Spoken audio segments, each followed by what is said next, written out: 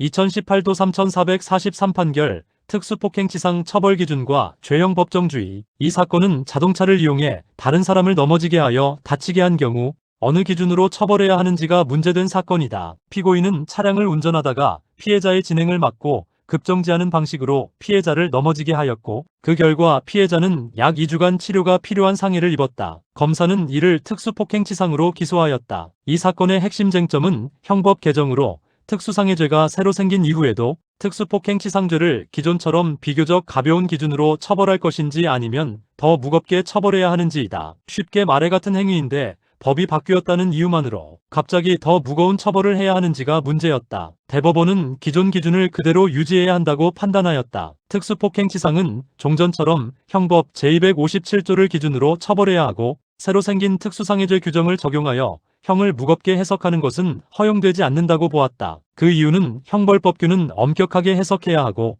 법문헌을 넘어 피고인에게 불리하게 해석하는 것은 죄형 법정주의에 반하기 때문이다. 또한 법 전체의 균형을 고려할 때도 갑자기 형량이 올라가는 것은 적절하지 않다고 판단하였다. 또 하나 중요한 점은 공소장에 적힌 적용법조가 법원을 묶지 않는다는 것이다. 검사가 어떤 조항을 적어냈더라도 실제로 어떤 법을 적용할지는 법원이 판단할 문제라는 점을 분명히 하였다. 이는 재판의 독립성과 법원의 해석 권한을 강조한 부분이다. 이 판결은 헌법적으로 매우 중요한 의미를 가진다. 죄형 법정주의는 국민이 어떤 행위가 처벌되는지 미리 알 수 있도록 보장하는 원칙이다. 만약 법을 해석하면서 처벌 범위를 마음대로 넓힌다면 국민은 자신의 행위가 범죄가 되는지 예측할 수 없게 된다. 이 판결은 그러한 위험을 막고 형벌은 반드시 명확한 법 규정에 따라야 한다는 점을 다시 확인한 것이다. 형사법적으로 보아도 이 판결은 책임과 형벌의 균형을 유지한 사례이다. 이 같은 행위에 대해 법 해석만으로 형이 무거워지는 것은 부당할 수 있기 때문이다. 다만 한편으로는 입법자가 규정을 명확히 정리하지 않은 상태에서 해석으로 문제를 해결하고 있다는 점에서